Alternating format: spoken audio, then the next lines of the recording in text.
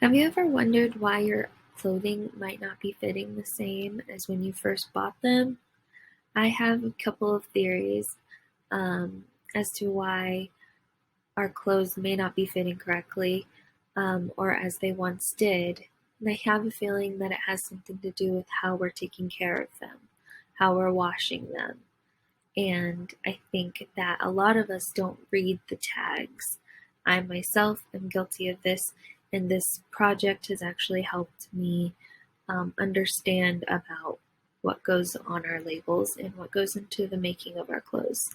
So today I'm going to talk to you about the differences between the materials of our clothing and why it's important to pay attention to the materials that you're working with. There are hydrophilic materials and hydrophobic materials. So let's get into it. Hydrophilic materials. Let's talk about what hydrophilic means. So it means having a tendency to mix with, dissolve in, or being wetted by water. So let's think of it as water loving. Water is welcomed by hydrophilic substances.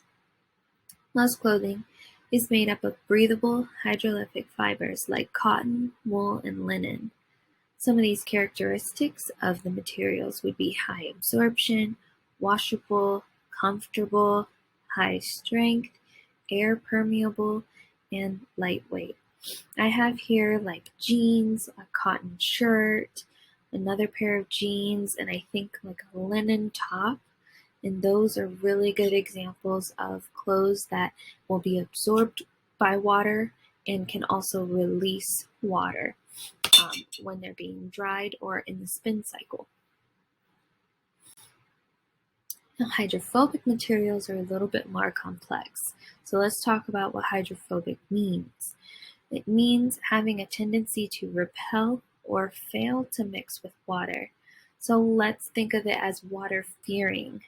Water is feared by hydrophobic substances. Some clothing is made up of hydrophobic, non-woven materials, like polyester, acrylic, and monocrylic. A characteristic of hydrophobic material would be antibacterial. Some are soft, water repellent. They're also high strength and lightweight. So something like tulle or a rain jacket. Those are materials that are repelled by water, and water actually kind of beads up into them, and they don't absorb the water completely or at all. And then paying attention to the tags, some of them may need to be dry cleaned, some of them may need to be hung to dry, so the water will just drip out of them, or hand washed only and let out to dry. So those are some of the things that I've learned, and I hope this helped you have a better understanding of the two differences based on clothing. Thank you.